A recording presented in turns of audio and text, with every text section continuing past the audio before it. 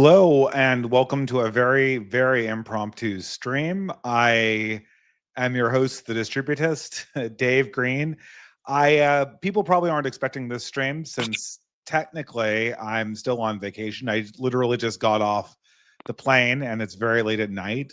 But I I did want to entertain a controversy that was going on this week on Twitter and just see what the other side was really saying at this stage. It's kind of strange. So this was a controversy that erupted over what I assumed to be a joke. So again, the subject of this conversation is the infamous slash anodyne meme called Wifejak, which was something that became popular, I think, earlier in the summer. Then it kind of died off.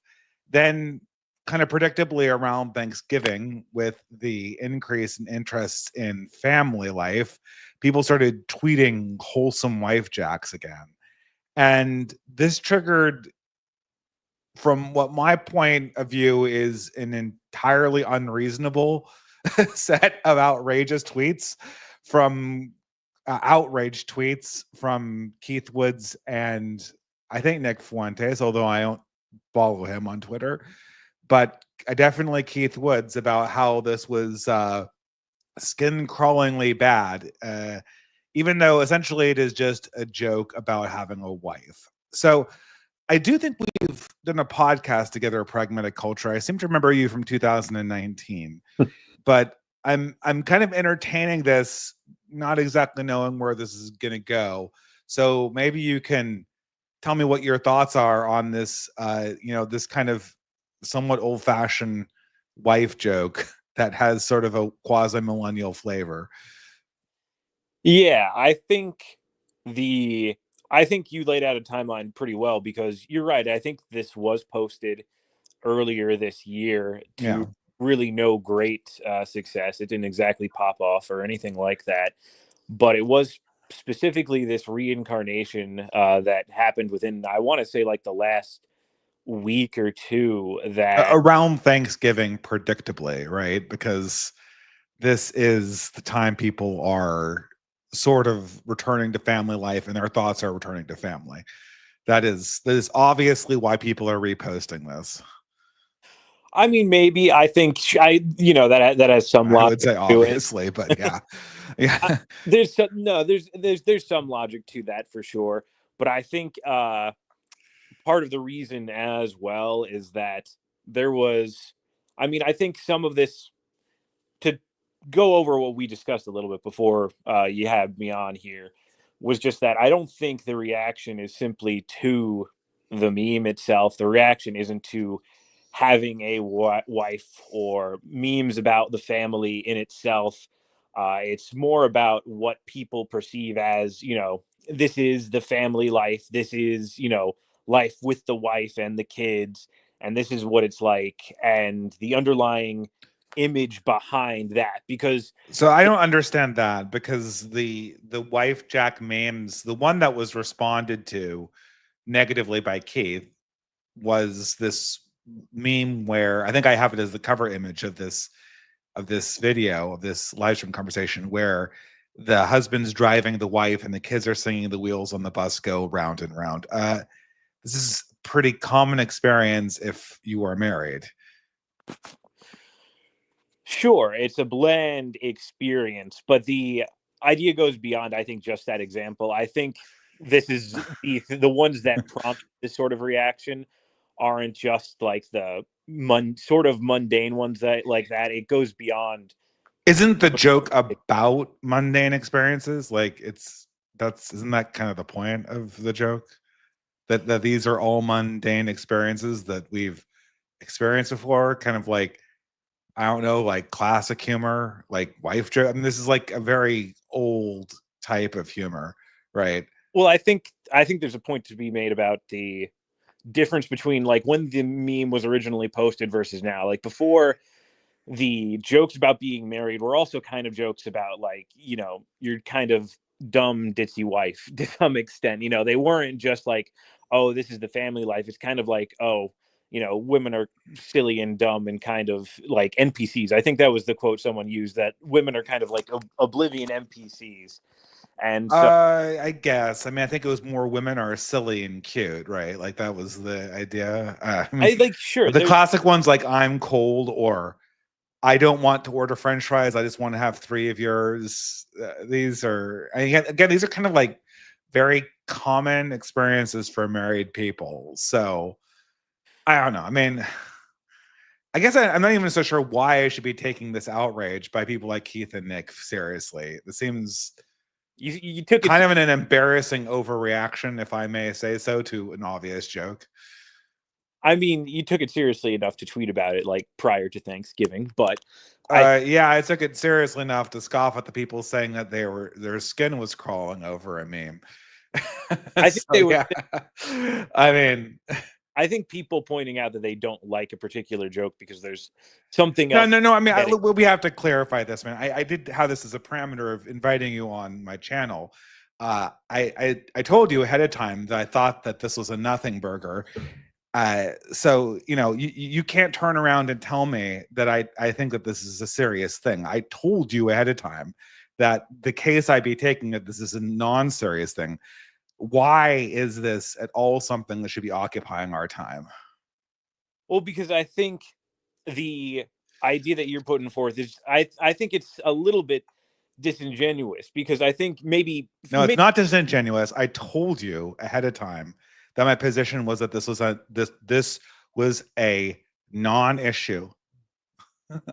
I think for you, maybe more so, but clearly to the larger internet, like, people's reactions are that sentiment. Like, I don't think people are making these effort posts about why Wifejak is good and why this thing is so wholesome and why this represents some new mimetic power structure for the right. Like, is your case that this is a serious issue? Yes. Not okay, it is. So why is it serious? It's serious because it's not in like the little jokes in themselves, but in the fact that in other forms, and I've got some bookmarked on Twitter, that things are of the nature where it's not just this is the family experience, it's that particularly like if you're the husband in a lot of these scenarios, you're kind of just like a passive actor, yes, deering yourself along for a lot of sense. And I think this is something Nick mentioned on the show. It represents. I mean, this is completely superimposed upon the original tweet. And you're imposing this interpretation on the memes, right? I mean, like I'm talking about the ones that are commonly portrayed. I forwarded you a few on original discussion on Twitter. Yeah, and I can go back and I can find some of the ones. Or you could just go to the one that Keith literally commented on, which was kids in the car singing "Wheels on the Bus Go Round and Round" while you drive somewhere. Yeah, there's a Mott and Bailey. That is a no, but that's not a Mott and Bailey. That is the one that Keith chose to retweet. So like that's what we're discussing, right? That's we're not just talking about that one instance. We're talking about the thing in its entirety. And I understand making this face, but it's like, no, this is why I think it's serious, because there are things that are being snuck in to this, like, oh, you shouldn't be taking this seriously. And there's a couple of instances where, yeah, it is innocuous, but there is something larger to it. And it isn't just in the examples that, you see people react. How would you want married people to joke about the banal moments of life that are kind of silly and cute? Would anything be perceived as that? I mean, not in ways in particular that aren't just overly sappy, sort of. How are you going to have a non-sappy version of banal family life?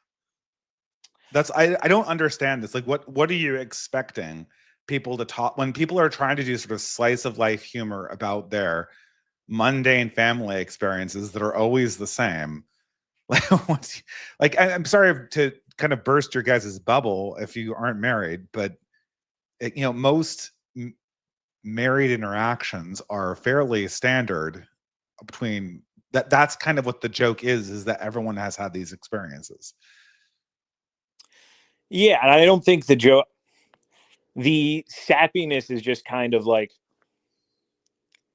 it's not that we don't want people to express this, but at the same time, it's become their whole person. That's some of the larger part of it too. It's become people's entire personality. Like, to be a wife guy, the problem isn't that you're married. People have made the statement where it's like Nick is saying it's not good to be even married or to not have family life, and this is simply not true. The Well, point I don't know how you're going to express family life that wouldn't fall subject to the same criticism. Like, I know that there are people who are like the sort of, what is the evangelical wife guy dad. You know, I know that is sort of a trap.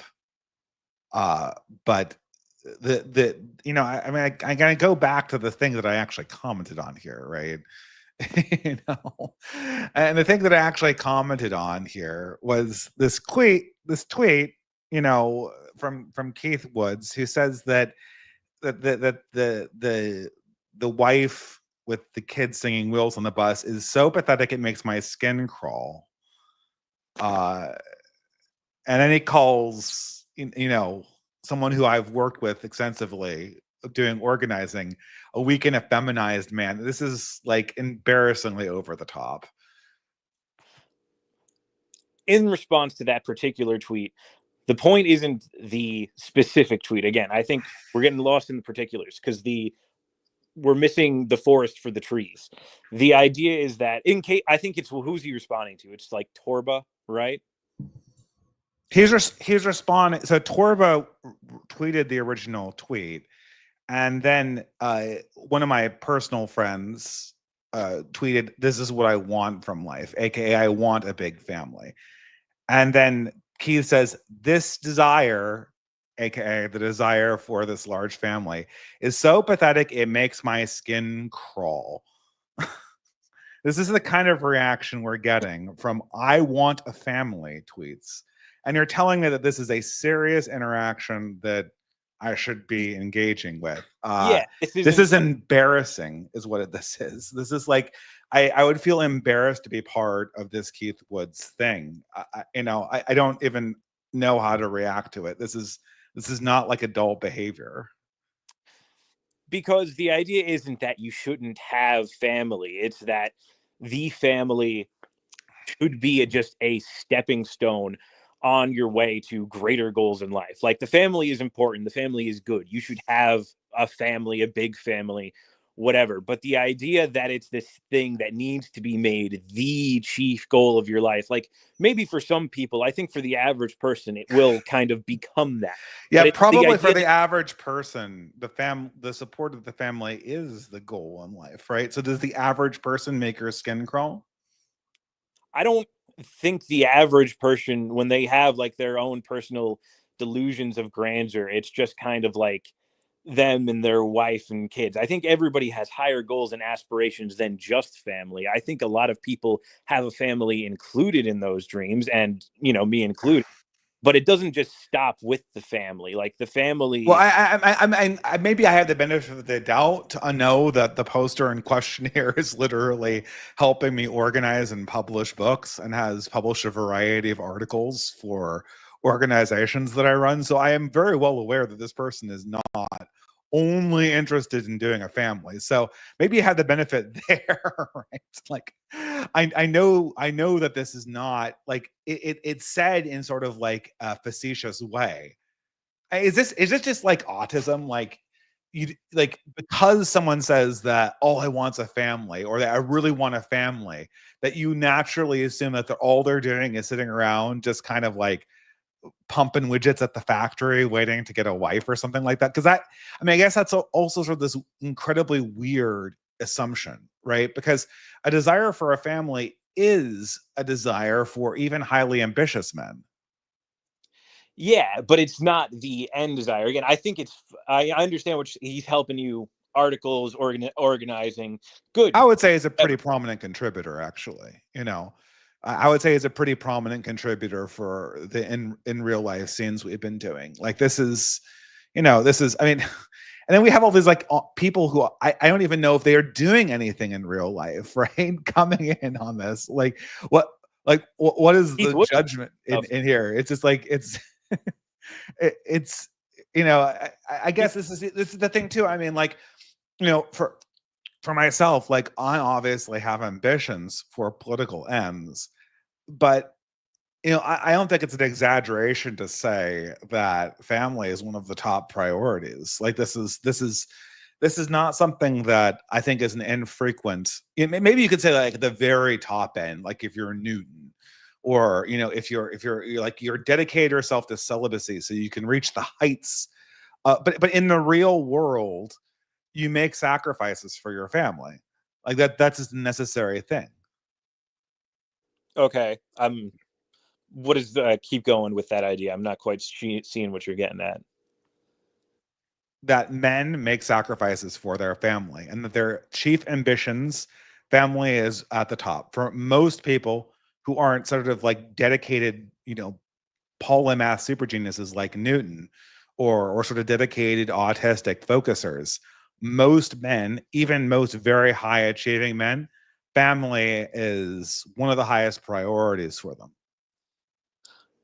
Yeah, again, I don't think I disagree that it's a high priority, but I think Nick has expressed this point somewhat expressly, especially recently, is that if you are a high value man doing things that you want to achieve, creating worth for yourself and your community, a woman and family are kind of natural byproducts of this, as opposed to the thing that you're going out there and trying to attain. Like, these things are sort of added on to your experience naturally, as opposed to you actively seeking them out as the highest thing. And just to like, Is any this would come off a lot better if any married people were engaged on this on your side. I haven't seen a single married person explain. I mean, I don't take it you're not married, right?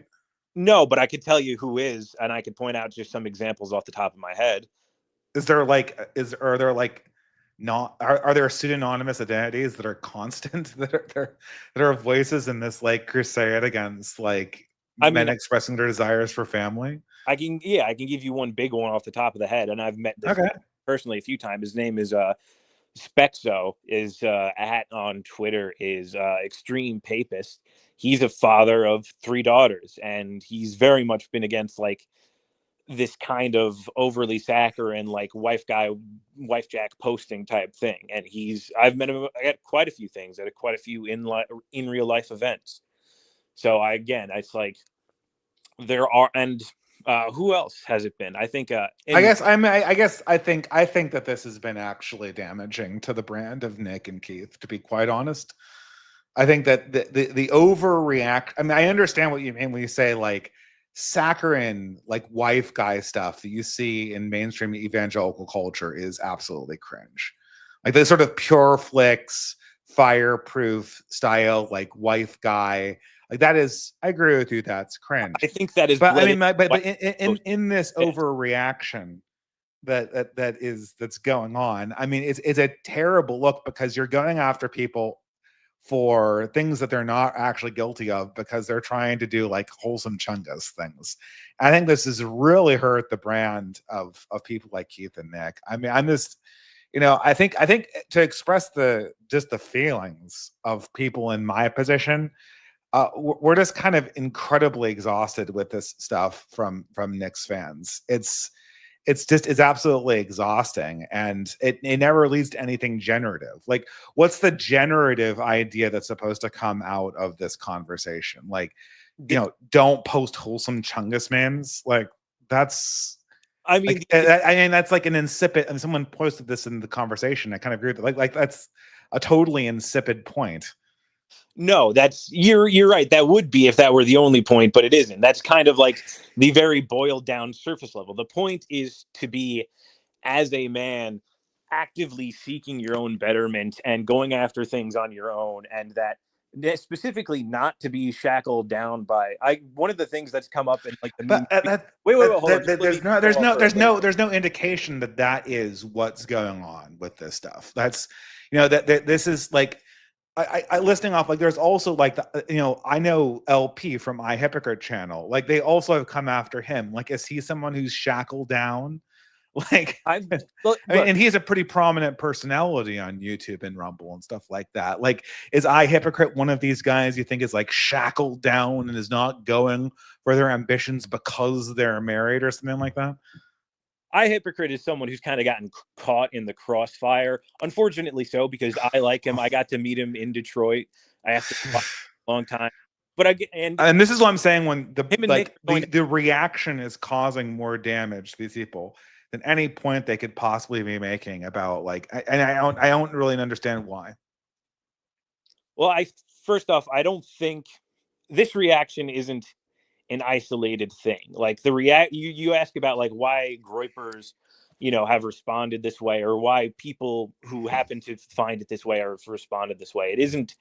This isn't out of nowhere. There isn't, like you were talking about, your friends have been doing other real life organizations. There is a sort of cringe boomer wife guy culture that is, I mean, I don't know. I've seen a little bit of it, right? I'm kind of more of a blue stater, but there's kind of a blue state version of it too, where it's like the guy just kind of orbits his wife, and this is like it's really thick and kind of like I guess it's like the pure flicks thing, right? But that's not, I think, I would say the problem is that I understand that, like, that's the angle you're going with, is to sort of brush just any expression. The thing is, like, you're brushing any expression of wholesomeness from accounts that I think anybody who's reasonably aware of people on the scene would kind of disregard that sort of more obvious cringe boomer message, and you're just kind of like autistically lumping it together. And I think it creates this situation that's like, I mean, I guess this is like everything it seems like the groypers do. It's like needlessly divisive. Yeah. I understand, like, it generates like buzz on Twitter, but like, you earned yourself like a bunch of enemies and a bunch of people who think that this is just like, this is completely, again, it's like it's completely embarrassing for the Nick and Keith crowd, in my opinion. I mean, it makes them look like children. Yeah, I don't think, maybe just from what you've seen, you don't get this impression, but it is true that some of this like wife guyism that you're saying you understand as like sort of I forget the exact phrases you're using. I'm not familiar with them, but like some of that has the evangelical wife guy. Well, like the pure, I always associate with Pure Flicks, that like the company that produces movies like Fireproof and God's Not Dead, right? Like that. Okay, yeah. If you've seen Fireproof, it's like, it's this, it's just like his husband going like above and beyond to keep his like wife, like, I mean, it's like it's good practice, like you should try to preserve your marriage, but this is just like, it's to the point where what the concern you're voicing is actually kind of like, I can say that, right? But the problem is that this spill over to people like Andrew Torba and Luther Templar and I Hypocrite, I mean, like, these people aren't that, right? Like, from Andrew Torba's other work, right, that he's not like that, right? I mean, so on a case by case basis, again, I think I Hypocrite, he posted a meme, something he thought was sincere, and he kind of got caught in the crossfire. It's unfortunate. I don't think, he's necessarily the best example. When it comes to Torba, I mean, since Gab, I can't exactly think of anything he's been pushing or doing that's been particularly revolutionary or beneficial in a concrete way to the right wing at the moment. No, but that's not what I'm saying. I'm not saying, like, has he made a big splash? First of all, Gab was a big splash back in the censorship days of 2021. So, like, making your own social media site. I mean, how many social media sites have you made, right? I'm not saying, like, has Andrew Torba done something that's incredibly impressive in the last 6 months? I don't know if I've done something that's incredibly impressive in the last 6 months. I am saying, who Andrew Torba is. That he's not one of these cringe evangelical normicons that thinks that you should orbit around your wife in a way that, you and I would agree is bad. So if that, Andrew Torba is solid on this issue, we'll leave his other opinions aside. If that LP is solid on this issue, and if well, I guess I know that Luther Templar is solid on this issue. Like, then creating this controversy where you lump them in with the boomer version of this thing is just, I guess, it's like needlessly divisive, right? I mean, well, this other guy who you're more familiar with than I am. If these guys, let's stick to the people that we both know. All right, we both know the two examples that I have there. Like, that those people, regardless of how their 2021 content measures up to their 2024 content, right? Like, when do they have their big hits, right? You do know for a fact that those people do not fit into the I have no ambitions other than to marry a woman and raise 5 kids, because if that was it, then they wouldn't have created the space that they have created, either from LP's point of view or from Torba's point of view. I mean, like, LP and Torba both have created big splashes, regardless of whether they are in 21 or 24. That must mean that they have not organized their entire life around wanting kids. So when they're posting Wifejak memes or saying that this is wholesome, that it can't be the case for them. So that this must be the anodyne version. So then why are people getting angry at that? Because in their case, it's not simply how they've lived their lives. It's about what they're saying and a message they're trying to push to other young people. And if they were truly saying it's like, hey, you should live like us, where it's like, clearly our lives aren't molded around just having a family. The reaction to people saying, if people really didn't care about this meme, they would be saying, I've heard this before. Well, go ahead, finish, but go ahead. If this were really just kind of like a wholesome meme, the reaction would have been sincere engagement with the people who were saying it's cringe. It would have been saying, hey, yeah, obviously we understand that it's not just about having a wife and having a family. We want you to build value for yourself. But no, the immediate reaction from the people who were posting. Okay. Oh, I'm giving you sincere reaction as we speak. Right? This is your sincere engagement that I'm providing after after an 8-hour day of traveling on airplanes. The problem is, man, like, I've encountered this argument before, that young men need more ambitions than family, and I agree with it. I've also encountered the argument that men need to be like hard risk takers. Here's the thing: like, if your hard risk takers get dissuaded from taking hard risks because someone posted a family meme on a social media, then they never were hard risk takers. And most men, the vast majority of men, like, their chief ambition, their chief contributions will be a family. Like, for 80%, it's the Pareto principle here. 20% of men will have, that's even ambitious. I mean, I think that for probably 90% of men, their chief contribution will be their legacy of a family, and they'll have contributions on the side. But for maybe up to 80 or 70% of men, like, they might not even have a lasting legacy outside of a family. So these memes, like, they're not going to stop like the next Superman from coming about, because no Superman is going to see that and get dissuaded from doing his, like, Promethean stuff of remaking the world in his image. Sure, and as you've said, it's just the Pareto principle. It's just statistics on some level. 80-90% of these guys are just going to be having families on their own, and that's going to be their contribution. And I think, and both you, me, Nick, Keith, I think everybody understands that's going to be the case, which is why we don't think there should be any like bad upselling of it to anyone. And it's not that it's going to stop, the next Ubermensch from doing his great work in whatever form that may come. It's just that it's something that's selling us less than what we can be. And in particular, I think one of the things, who's us in this statement? Broadly right-wing men. But the Pareto principle still applies, right? Like, for 80% of those guys, but the family is still going to be the majority contribution.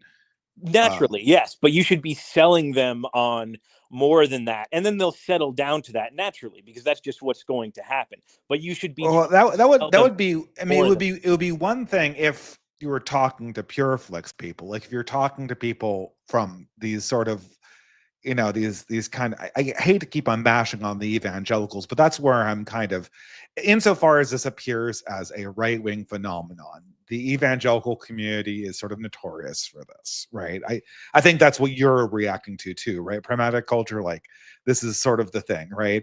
That this the happy wife, happy life thing, and like that's not an untrue statement. It's just not ambitious enough. But what you're complaining about is an absence. But the problem is that this is not there's no absence in these people's tweet. Like Andrew Torba doesn't exclusively tweet wholesome memes. I'm sorry, I just cut out for like the last 15 seconds there. What was that? I said, so when you're saying that family is good, but you also need to have higher ambitions, the presence of memes about families does not mean that you are not promoting higher ambitions elsewhere in your work. I think, I don't think it necessarily means that you can't also be promoting that.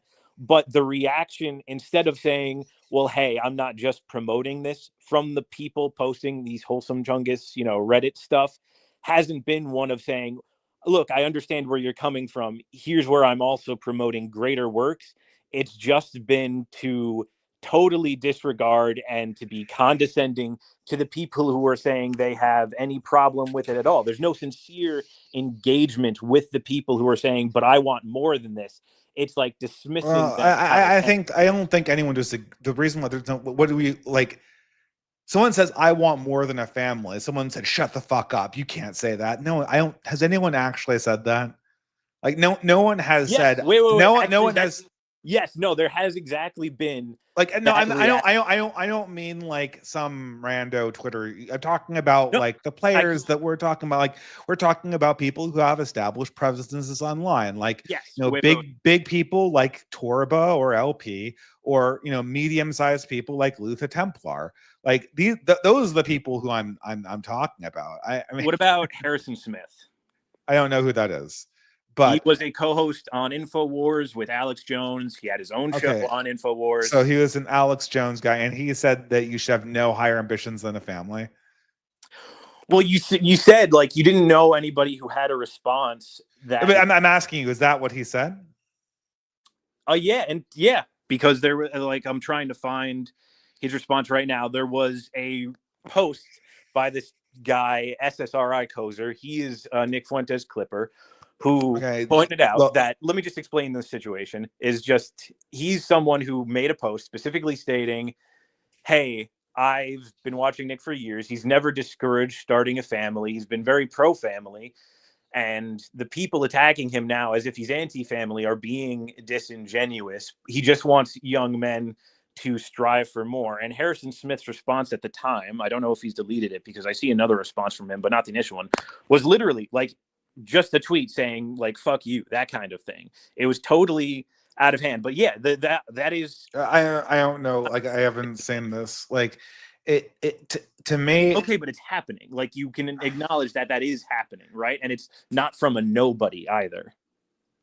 I don't actually acknowledge that there is anything serious going on here. I'm kind of at the point where I think that this is just all kind of people being autistic online.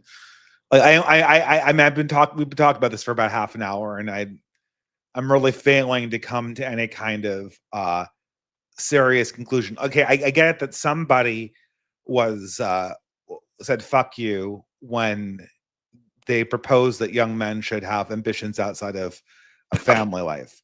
And if he said that, he was wrong, because men should have ambition that's greater than family. Although I will say this again, 80% of men's lasting contributions to this world beyond their own deaths will be their families.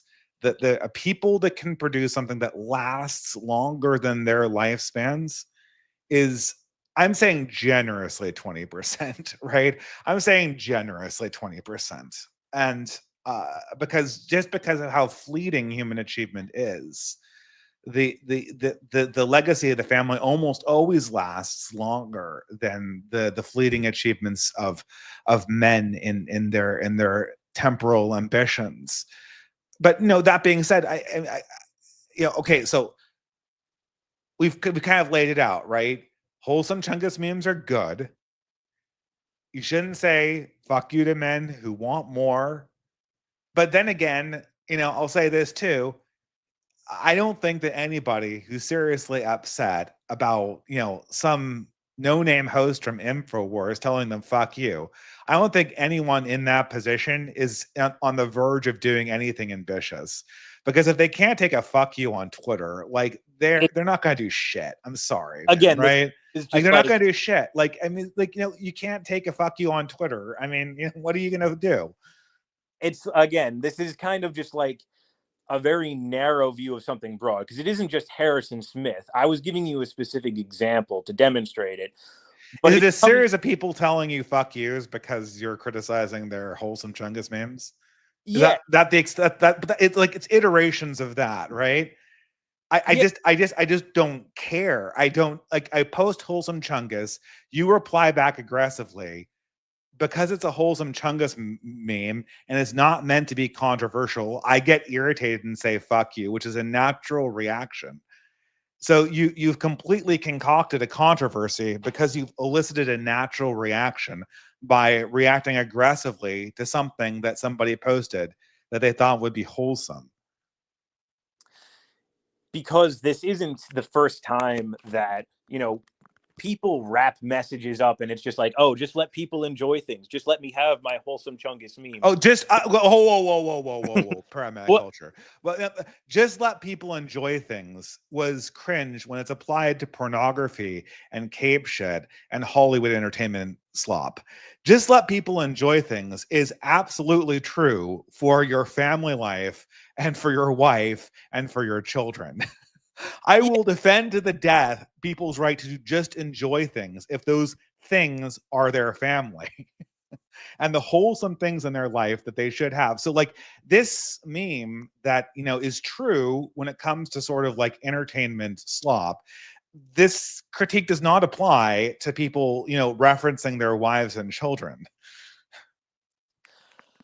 It's not a criticism of anyone's individual family or your ability to enjoy that. People have posted just pictures of their own family to no issue. Wifejak is not your family. Wifejak is fan fiction about a family life. And in a lot of cases, no, it's not fan fiction about it's people making jokes about their real experiences with their wife.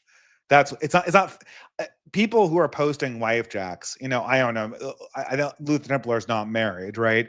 But like everyone else who's doing it, like the reason why they're posting these memes is that it's literally happened to them. This is not aspirational fanfic. This is like, hey, this happened to me the other day, right? That's the whole joke of. I mean, maybe this joke was missed, right? But this is a different thing entirely. Right. So I don't know. I mean, like it's still a nothing burger because you're eliciting the negative response by creating. Like, this is what I don't like about the whole groyper thing is you create an this controversy, in my opinion, is completely artificial. Like you're angry at people when they react to an initial sort of like aggressive response to something that was not designed to be controversial. Yeah, I think, to get back into some of the specifics with Wifejak, it was some of the things that people are posting as, oh, this is just like my wholesome Chungus everyday life. We're using this phrase far too much, but this is just like my everyday life kind of things. Well, wholesome, not. I mean, you can say this is your wholesome reference to your family life, right? Yeah, I think some of the issue with that as well was a lot of it appeared as the male was just completely passive. Again, I can provide examples for this. Like I've bookmarked tweets that I can. I'm sure you can come up with bad examples of Wifejak memes. But 99% of Wifejak memes don't even depict a husband. And the one that did depict a husband that appeared in the Andrew Torba tweet that started this controversy, the husband is just driving. There is no sort of like cuck personality implied. This is a ordinary activity that all husbands, regardless of how high or low their testosterone levels, do. Okay. I don't doubt that you can create like bad examples of, I guess I don't say, why should I, what response are you, so this is a sincere conversation. What response are you expecting from me? I'm trying to relay to you that the things that you have seen as just like Keith Woods' reaction, like the individual tweets, do not make up the whole scope of what is being seen, and therefore cannot account for the reaction you are seeing. And that's what I'm trying to. Is there any real world analogy to this beyond the Keith Woods tweets? Like where does this touch actual reality? Yeah, I think it touches part of it because it touches relationships largely, not specifically married life, but part of it is just like the dating market too, which I think was part of our initial interaction on Twitter. Because presumably, if you're dating someone, the idea is to get to know them well enough so that you're not surprised in marriage. And part of it was that these things that show up are like shit tests, excuse the language, that Okay, wait. So there I don't want fries, I want three of yours is not a shit test. okay, again, It's just not. I'm sorry. Like I know shit tests and I know non. There is exactly one Wifejak name that was popular that was a shit test, and that was that you cheated on me in a dream. And yeah, it's easy to pass. It's called "You're being silly, honey." Do something else, right? Like, yeah, that is simultaneously a Wifejak and a shit test. But all the other ones are just ordinary instances. They're not shit tests for the most part. Now, I'm sure you can come up with like weird ones that aren't very popular, but all of the, like, if you just Google Wifejak, like, right? If you I know I sent this to you, right? I Googled Wifejak, and there is a collection of the most common captions that none of them are shit tests. None of them. They're all just things that women say. They're not shit tests. And if you think those things are shit tests, you're going to have a very difficult marriage. Yeah, again, I'm trying to explain to you that there's a whole category of these things that maybe you're just not seeing, but they exist and they are popular, even if they don't show up on the Google search. And that is informing a part of the reaction. Again, I can go to some tweets I've bookmarked and show you examples. These are Okay, not. but pragmatic culture. You're saying that we're discussing a controversy over a meme, and the meme forms that you have problems with are not the ones that appear on Google searches.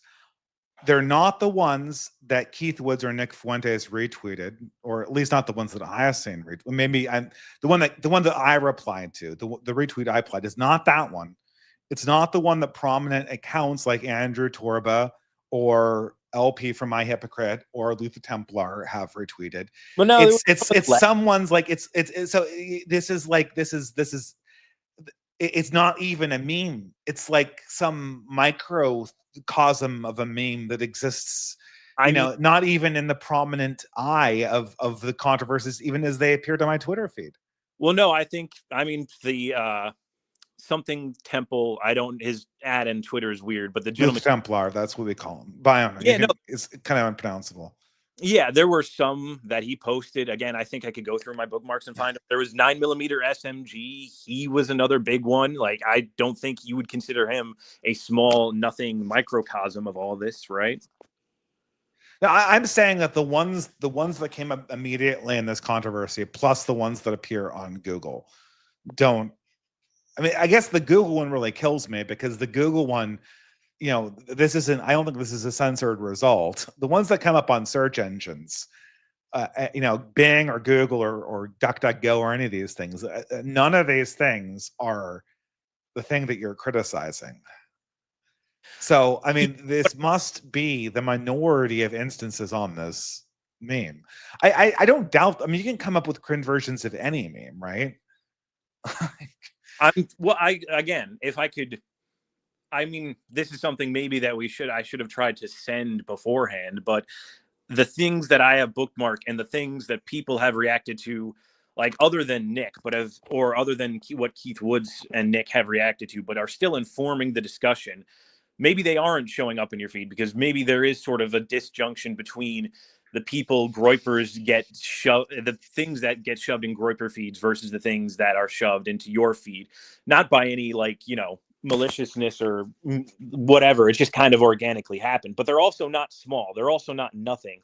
And like the ones you've brought up, like whether it's Google or whether it's, you know, these two that Torba posted, again, these are just sort of a subset. And I'm trying to lay the case that it is larger here, even if you haven't seen it, and that they are informing the discussion, because Keith Woods might have just posted that one, but he's not reacting to just that one. He's reacting to the whole set, not just that one in particular, or just the ones on Google. If he's reacting to worse ones, why didn't he repost the worst ones?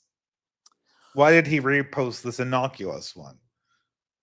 Probably because Torba is a big account, and on some level, but that means that the big accounts aren't participating in the stuff that you have objections to. No, they are. They absolutely are. Okay, but then why didn't you repost the ones that were bad that you don't want them to do? Why is it this innocuous one?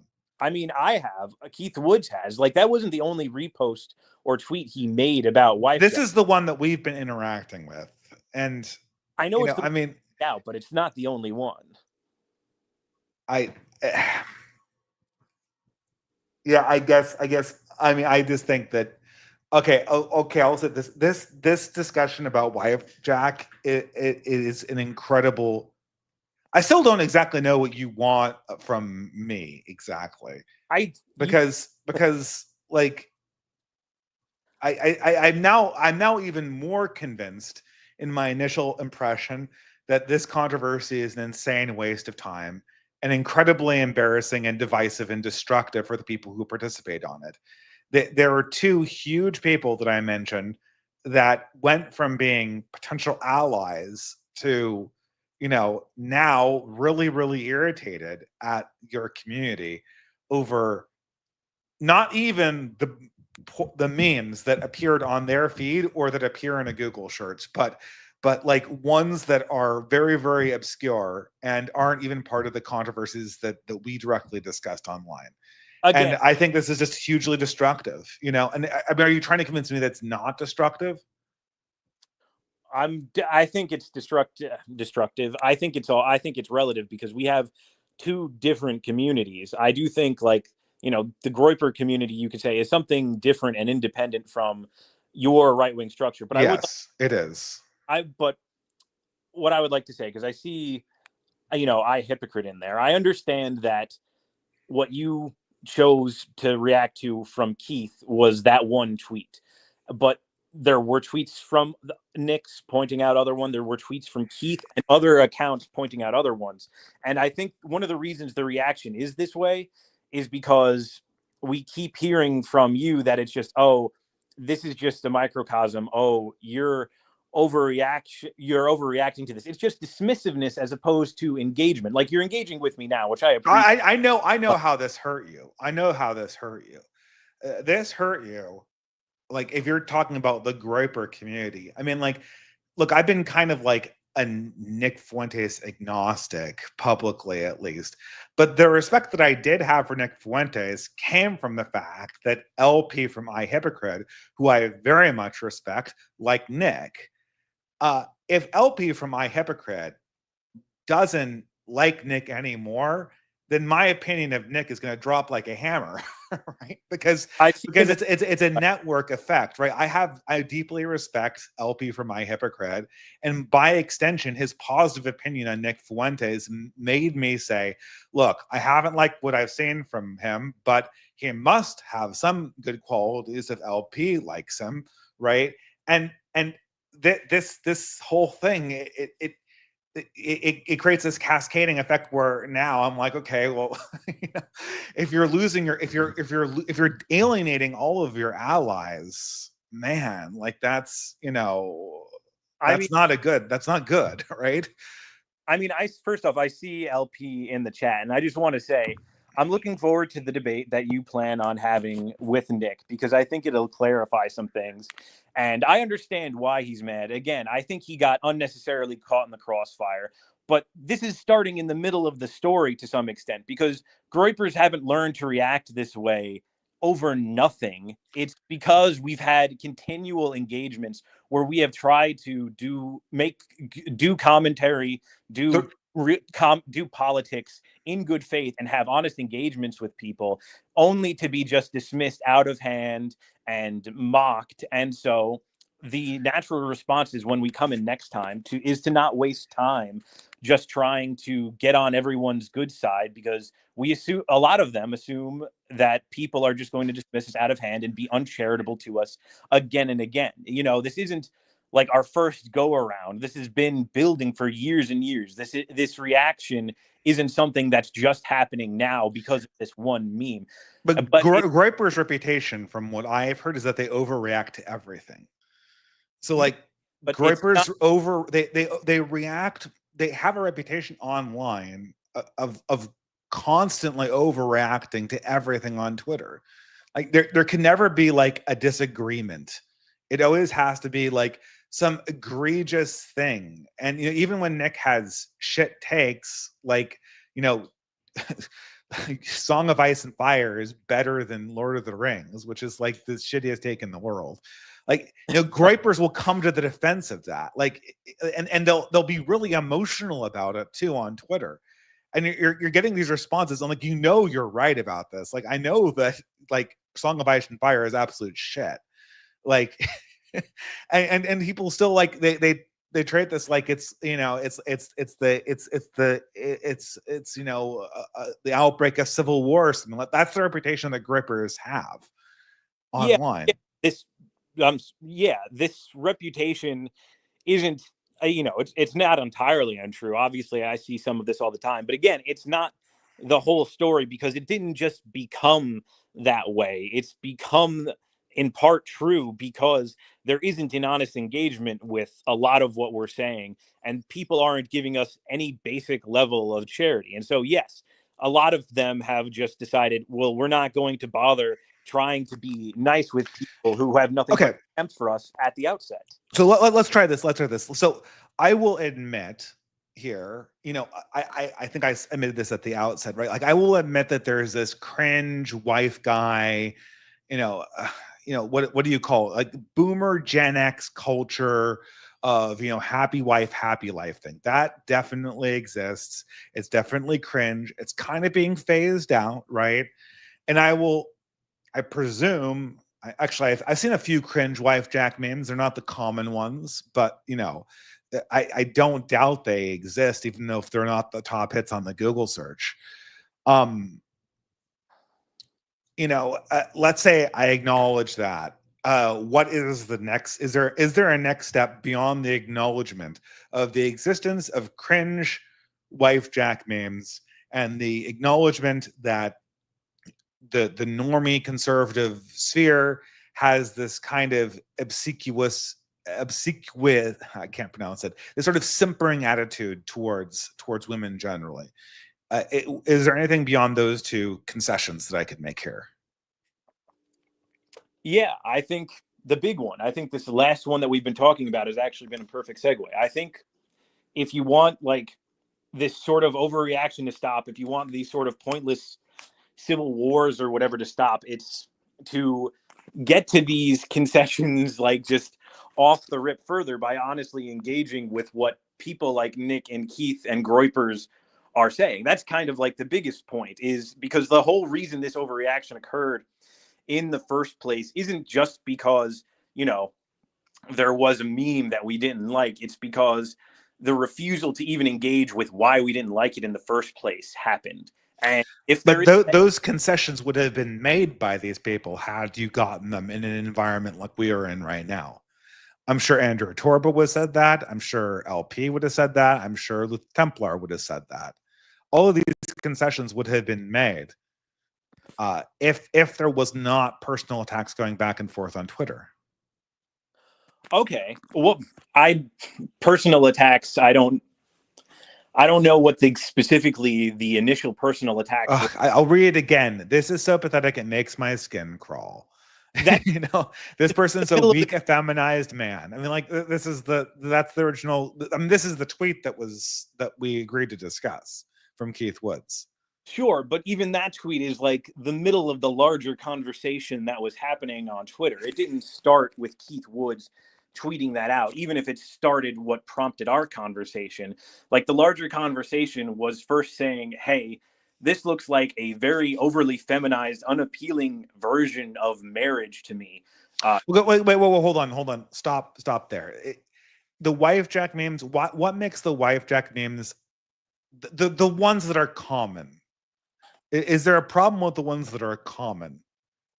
Not the ones that, I maybe have seen one or two, but the ones that come up on the top hits on the Google search that I forwarded you.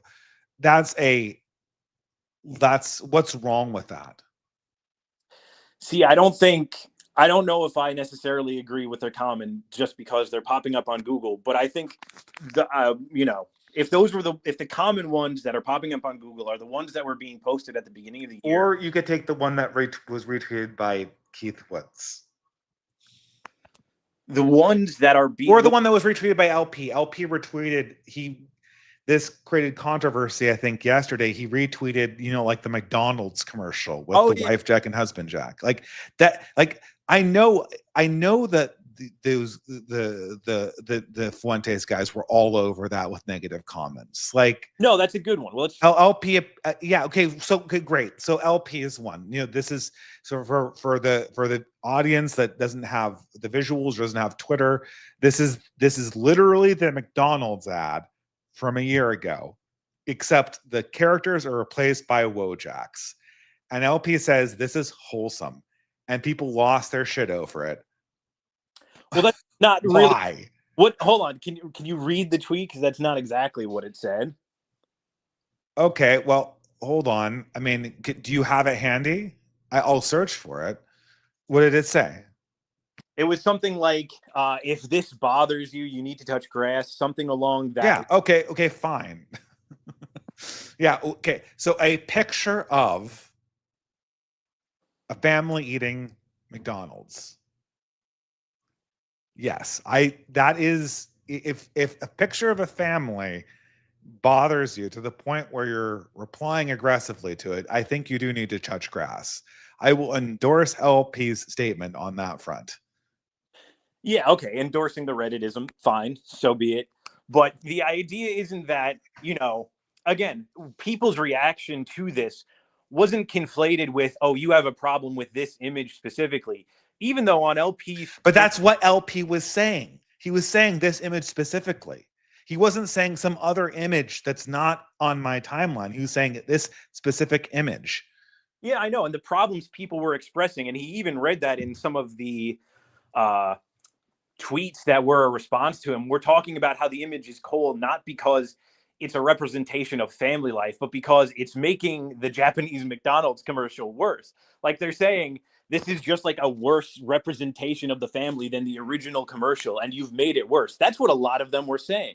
Not that having a family. That's totally not LP's point. It's not like, oh, I decreased the quality of the graphic. Okay, yeah, but then that is what people were reacting to, though. People weren't attacking him because he was promoting having a family. They were attacking him because what he was using. But that's what he said. I mean, this is what's such a waste of time. Like you're arguing over a point that you're projecting onto LP's statement, not what LP actually meant. It's obvious if you project a message onto a text that was not what the author originally intended, I'm sure you can make it really bad. That's not what LP meant, and it's pretty clear. It's not like, oh, hey, I improve the artwork of the McDonald's ad. No, the point isn't that. We get what he was saying. It's like, okay, so if you got what he is saying, then what is wrong with what he actually meant? Not what was, like, I want to clarify what he said and what he meant. Not emotional projections, not associations, not what happened in some other Twitter thread. Just the objective thing about what he said. It's not about what he said. It was his approach in saying it. That was the criticism. I like that. I don't think it's wrong to criticize someone's approach to something, even if you agree with the messaging of it. It's not wrong, but it's an incredible waste of time. Is it? You were just talking Yes, like it is. your own with this other like non-Zionism guy, and this is, maybe The reason why I entered, first of all, I mean, non-Zionism specifically attacked my opinions on World War II, and we had a debate over World War II. Non-Zionism was platformed, and I said this is how associations work, right? If you talk to Alex Kashuta and she endorses you, I immediately think that you're worthwhile to talk to. Just like if LP thinks you're funny or talented, you're stuck. I mean, this is just how all humans work. I gave non-Zionism a platform to voice his objections because people were saying that this is a serious objection to the I mean, essentially the movement that I'm proud to be a part of. And I hate to say it, I don't think non-Zionism did have any points. I interrogated the points, and all of his points were, I'll say this word, they were pedantic.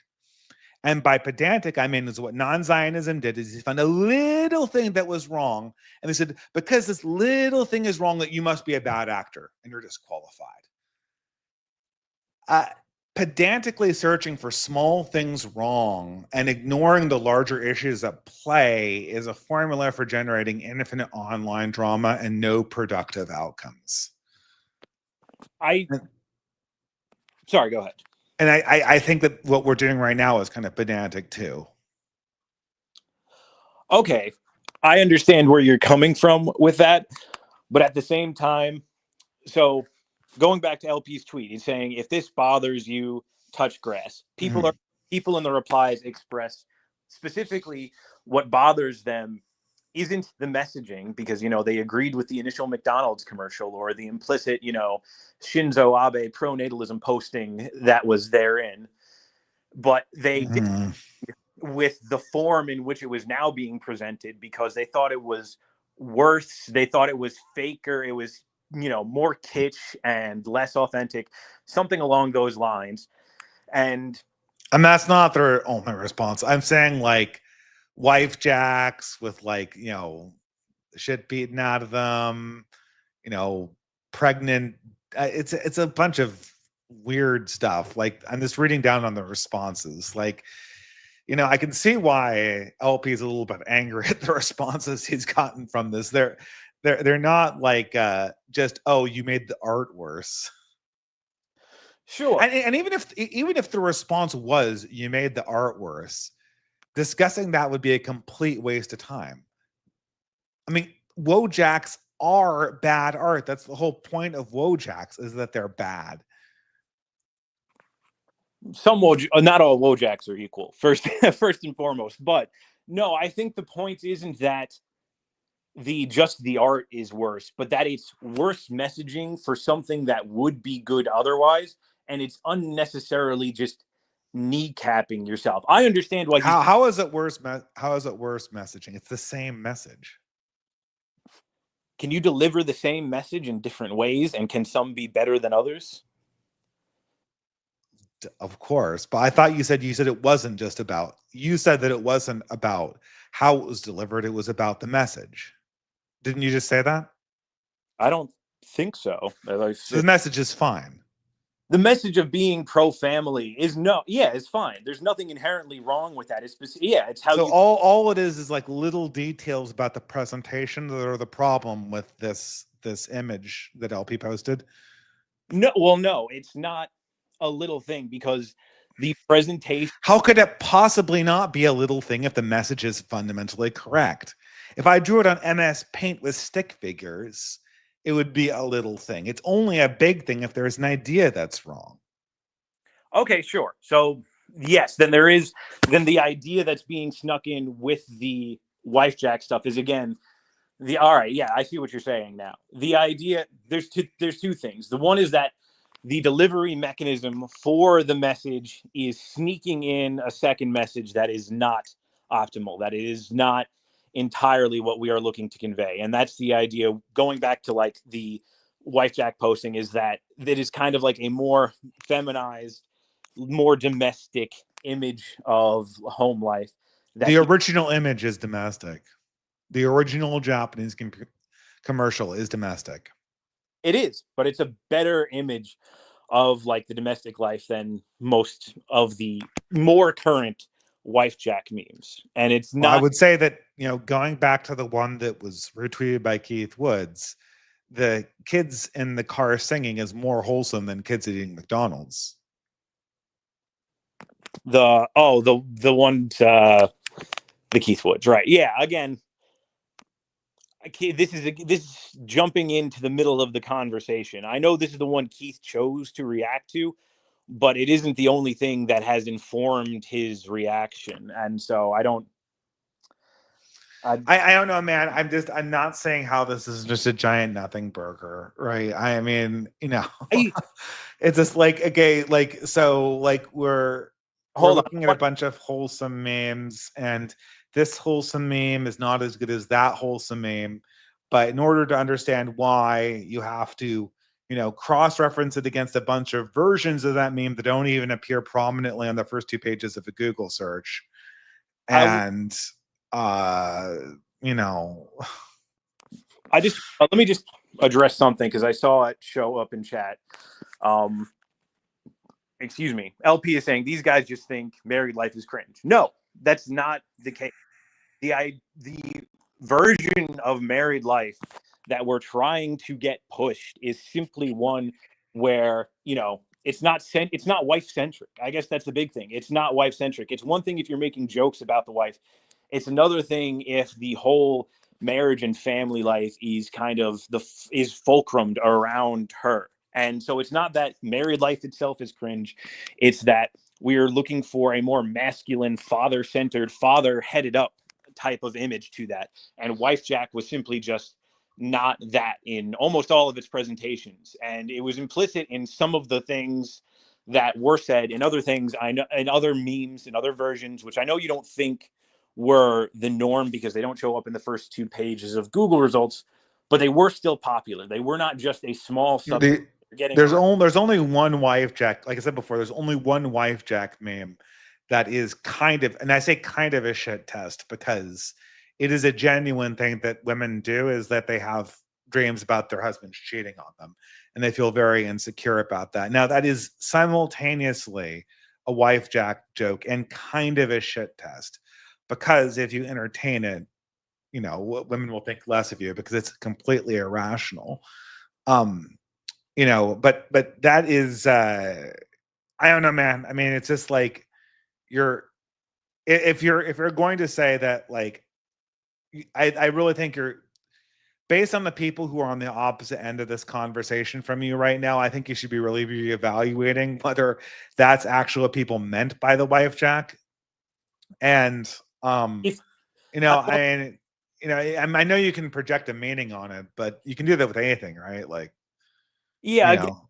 sort of the problem I'm getting at here, like this condescending tone that it's like, there's no way anything that I could be implying here could even possibly be true, that you could take any other meaning from what these people are posting other than what you're explicitly taking from it. And it's like, no, yeah, but I could turn it around on you though, right? Like I could say that, okay, maybe Nick doesn't believe that no one should have a family. Maybe you don't believe no one should have a family, but I can pull up, just right now, just going down on this LP tweet, I can pull up like 4 or 5, just like straight up don't have a family, or beaten up wife images. Like, it's easy. Like I can see these things. So why can't I just say that I can have a negative response, in turn to what Keith is saying, because I've projected these outliers onto his meaning, even if that's not his original meaning.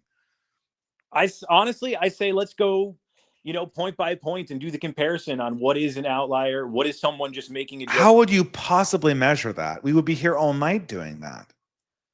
This thing, just in this one tweet, it has 700 replies to it. Yeah, no, I mean, look, what an utter waste of time that would be.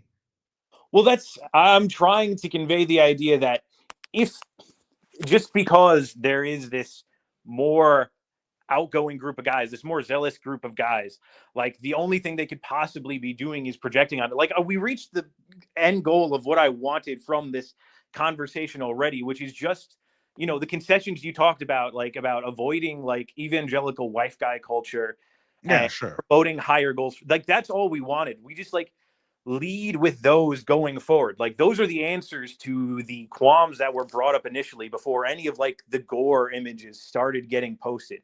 If you lead with answers and honest engagement first, then it never gets to that extreme point to begin with. And that's really what I'm trying to get at, is just honest engagement instead of dismissiveness and condescension off the bat. Like that's the Okay. big. Yeah, so we acknowledge that there's two sides, that you should get married, that evangelical wife guy culture is kind of cringe, and that there are also weird guys posting stuff about how you shouldn't get married and all this beaten wife stuff. So I mean, I think that's pretty easy to enumerate, and I guess, I mean, I don't know why would I guess that this feels like a waste of time for me to say these sort of obvious things, right? I mean, none of the major parties involved. I mean, I don't know. I'm a little bit less clear on the groyper side where people fall, because it seems like half of what they say is a joke, right? It depends on who you're engaging with and over what. I mean, like in this case, some people are like posting crazy shit. I've engaged in it. I'm not going to sit here and morally grandstand.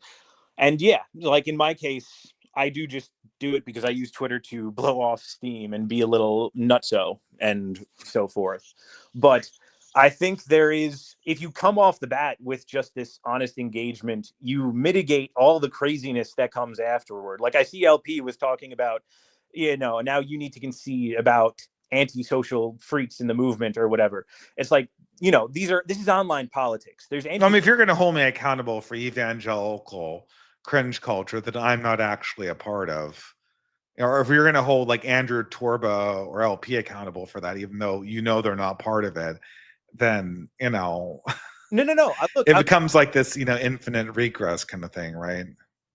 No, well, first let me just finish what I was saying, which was that in online stuff, there's antisocial people on all sides. I don't think people condone it off rip. Even when Nick was on his stream going through reactions to this, he was saying, look, we should chill with some of this stuff. And some of it was joking, but also some of it, everybody recognizes that there's some freak elements on everybody's side that we'd all like to try to contain to some extent, but they leak out, especially when tensions are high.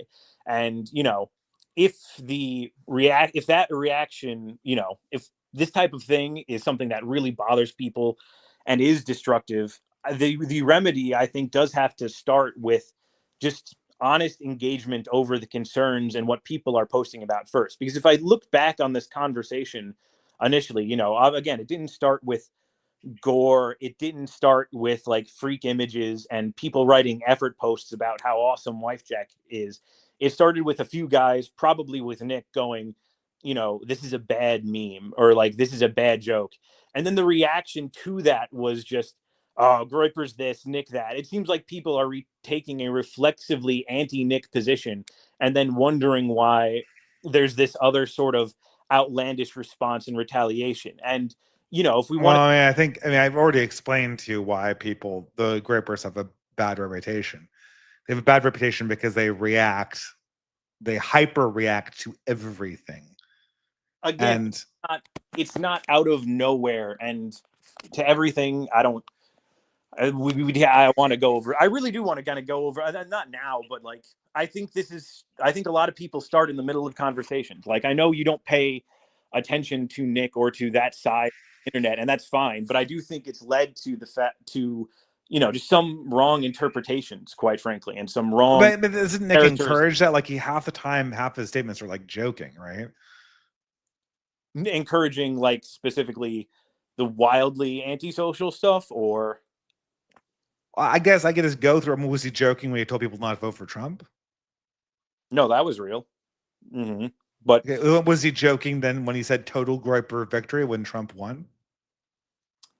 Yeah, that was bait. So that was a joke. Yes, that was bait. Yes.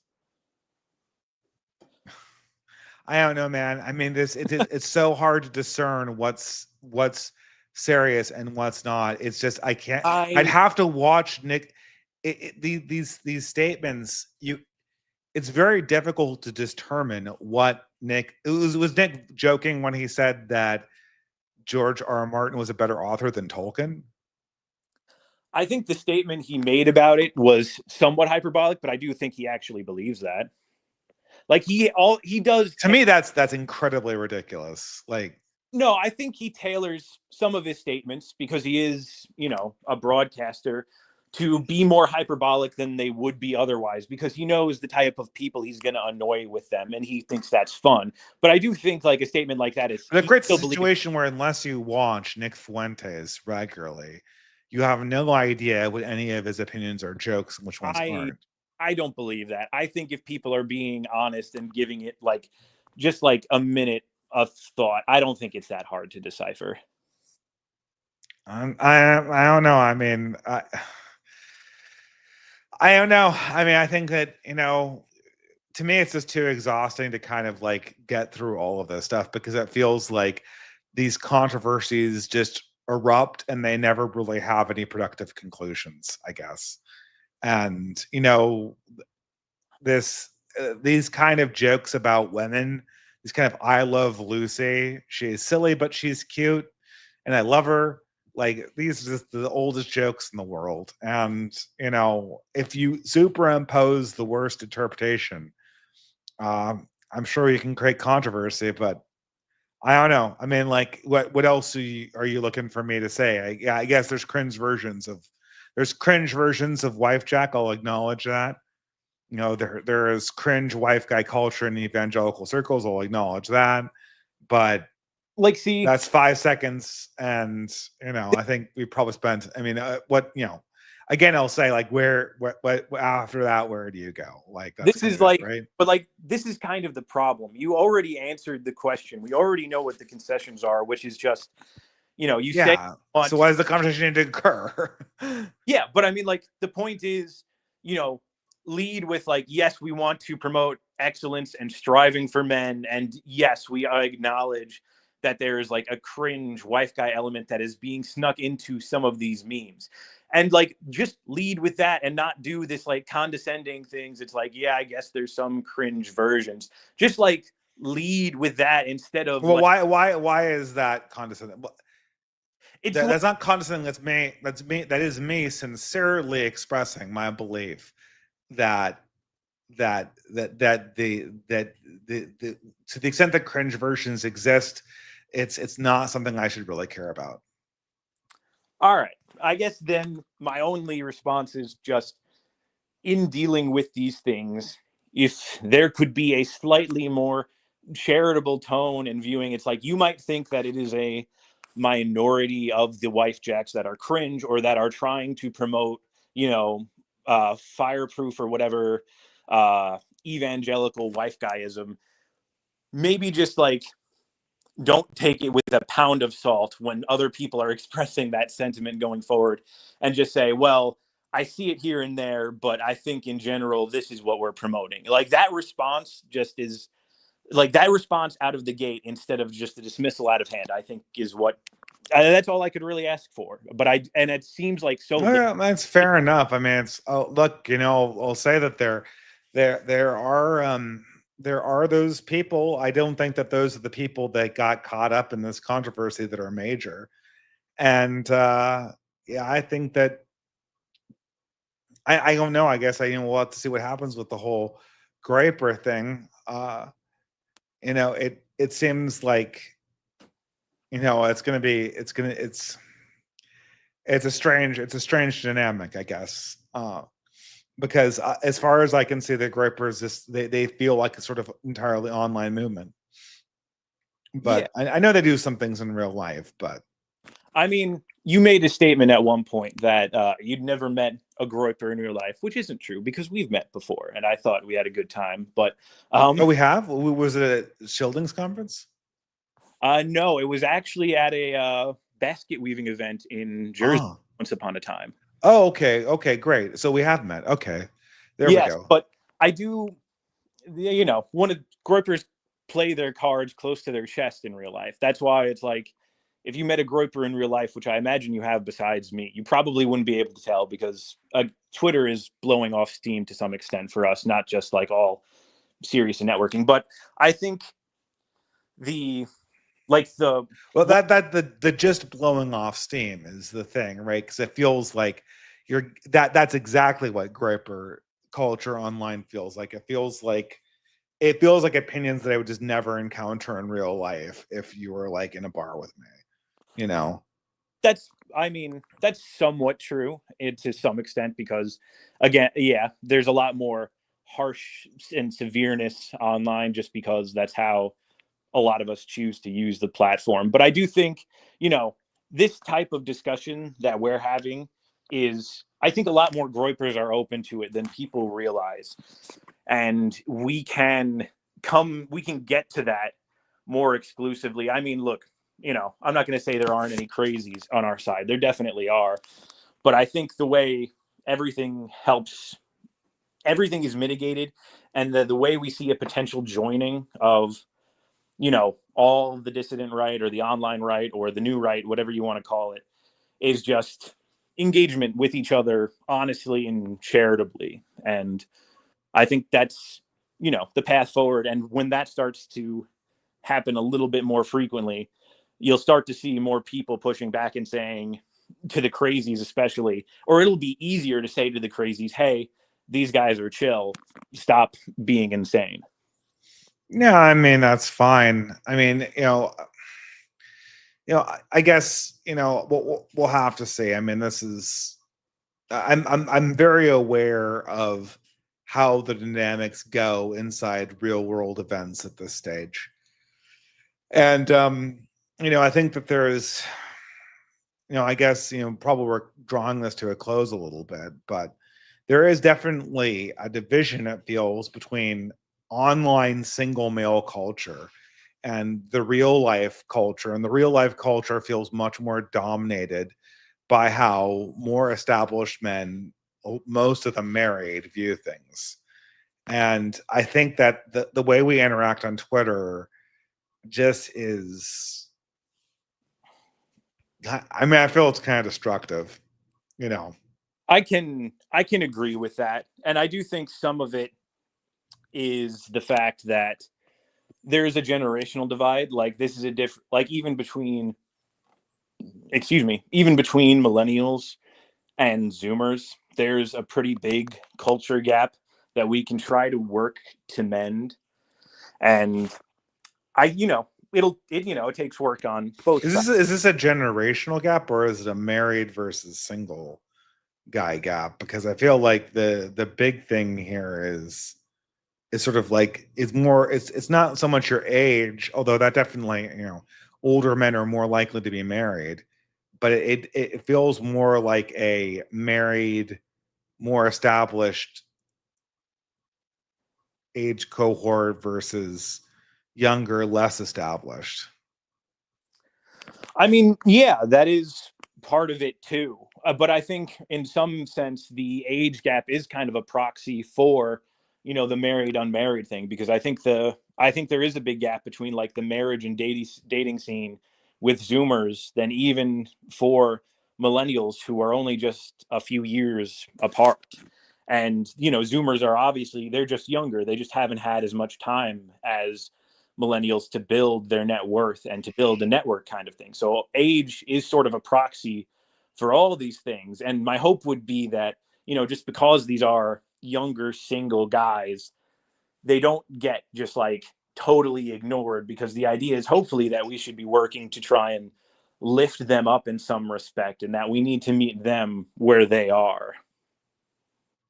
What does that mean? I guess, like, what is that meeting? This is the thing too. Like, it's a lot of young men want us to meet them where they are by just kind of like lying to them about what the world will require of them.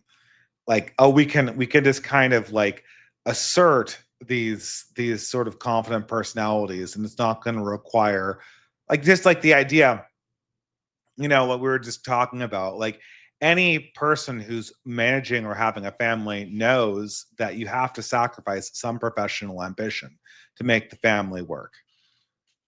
Like, this is a trade-off in life that all married men will acknowledge. Mm-hmm.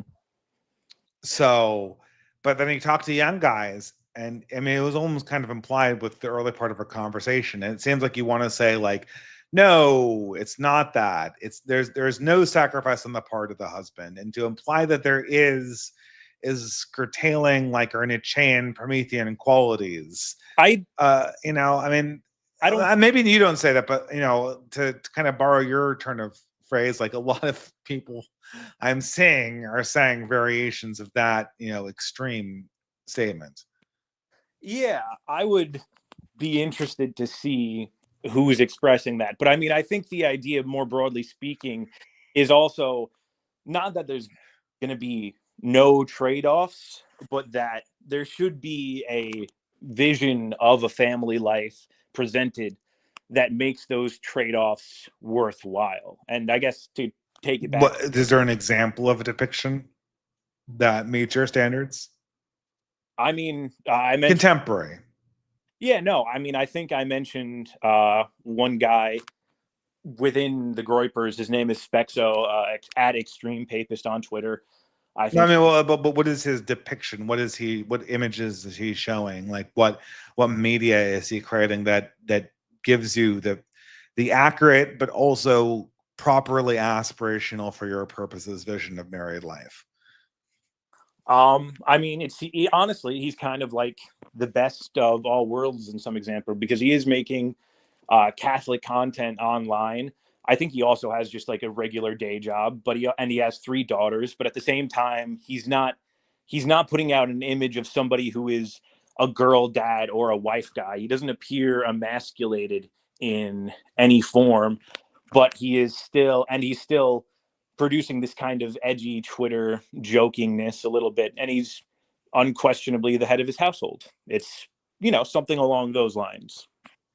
I would say the same thing for the people we were discussing previously, like Torbo or LP or anything like that.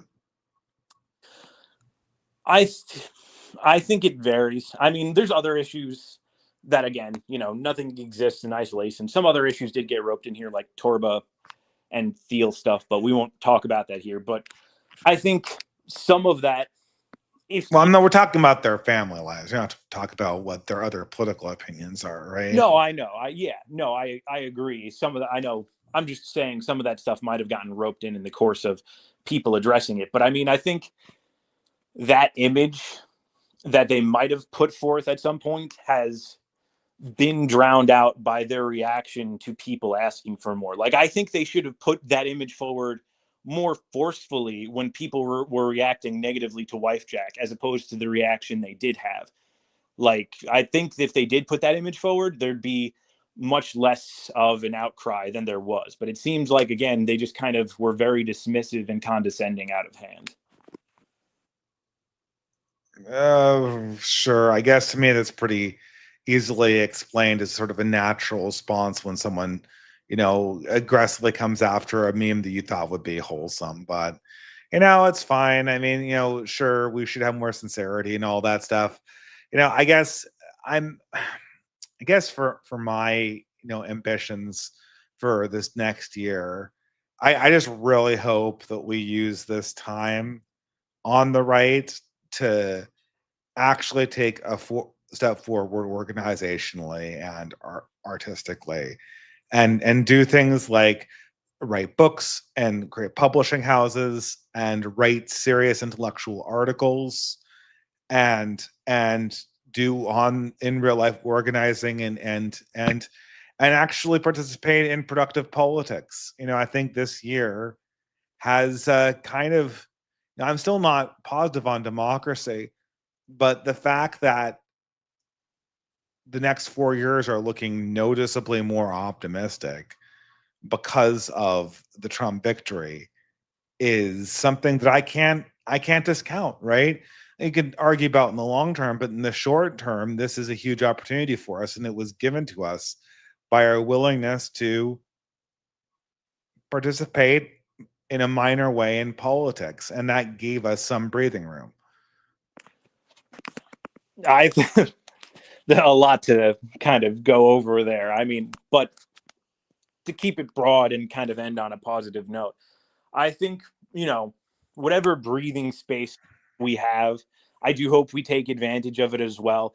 But I think the best way we can go about taking advantage of it is, as much as, I'll try to get groypers not to overreact to whatever comes next, which in whatever capability I might have to do so. I don't even know.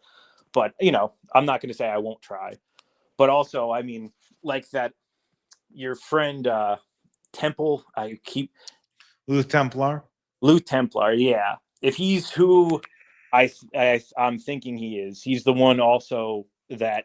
Well, if you were in our East Coast events, you probably met him. So I can't imagine that you don't know him actually. If you were at our basket weaving events, since he was a fairly regular attendee, then I might have met him. But speaking strictly to his online conduct, it's like there's a very open hostility to groypers and Nick, and I'm not going to say I don't completely understand where that comes from, but I hope in the case of someone like him. Okay, but hold on before we end. Like, you understand? Like, are groypers trying to be friends with other communities? Because this is not just my impression. They have the reputation among right wingers of being incredibly, incredibly, incredibly aggressive.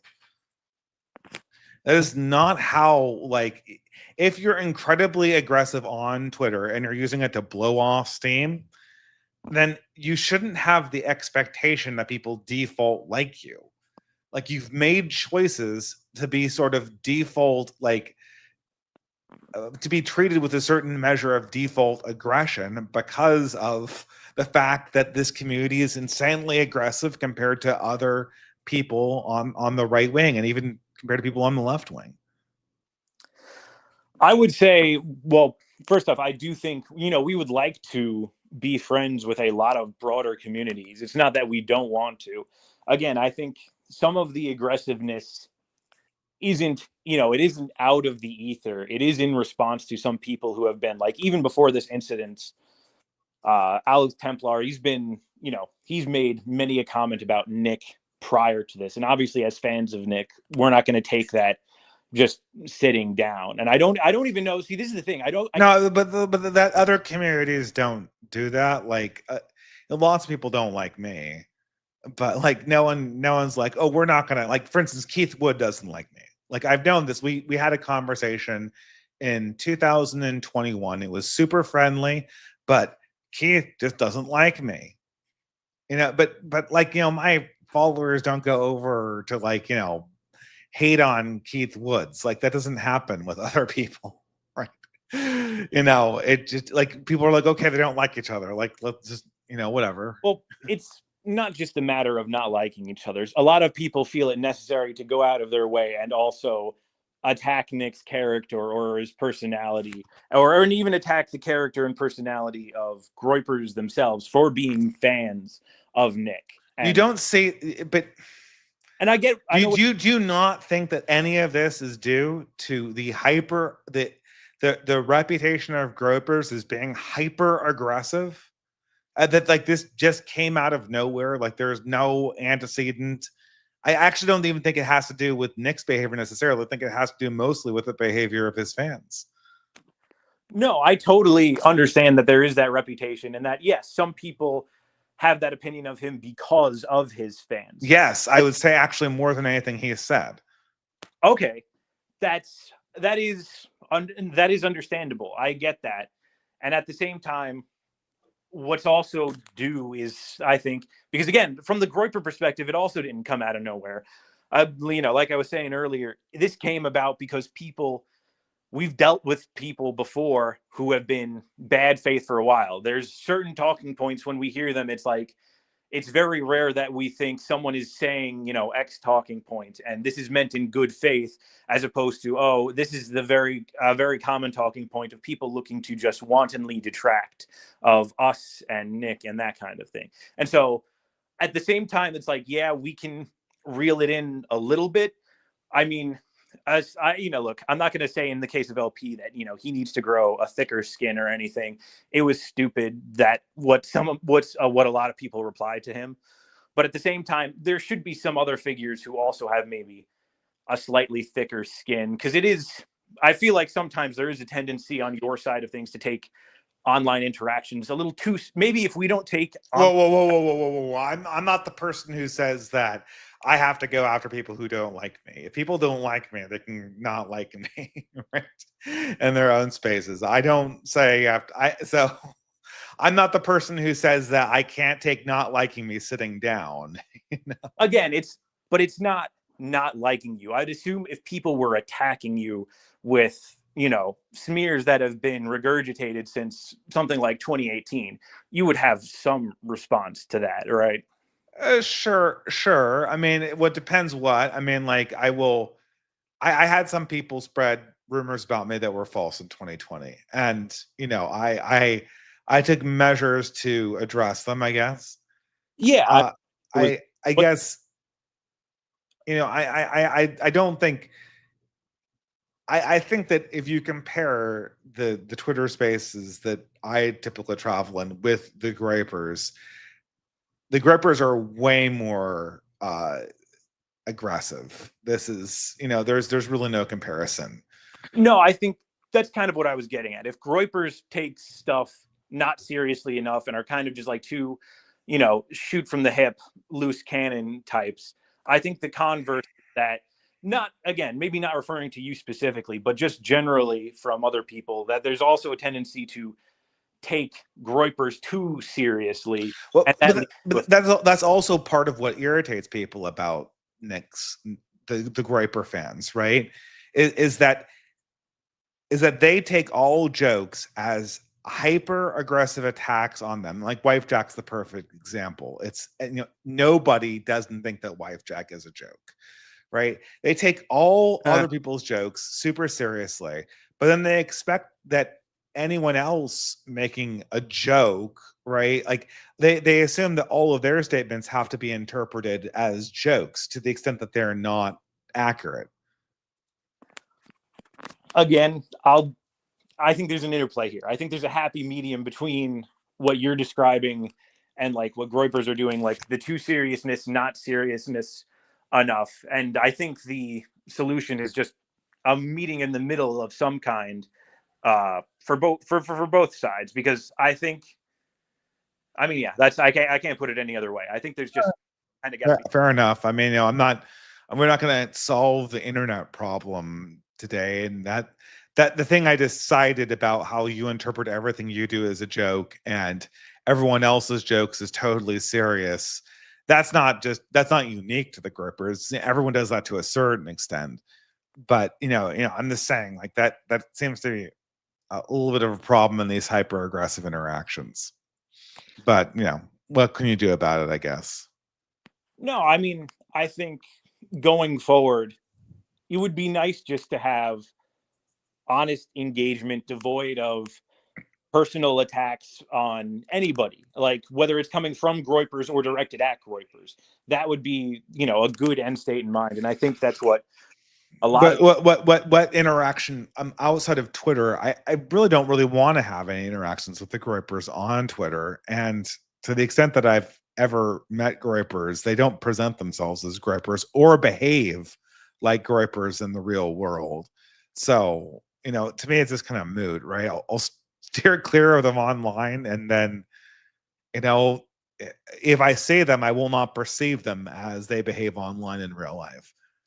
Well, I mean, I think if you want to, I mean, that's true. I think there is a disjunction, because again, we just don't take Twitter as seriously, and so our offline personalities are kind of divergent from our online ones. But I think the idea is, if you want to get some more of the offline personality onto the online world, it's just, no more we can both try to tone down personal attacks, and we can just engage honestly with each other. And I think that gets us to the offline presentation of groypers that you understand, and that brings it online. Like, I think that's it.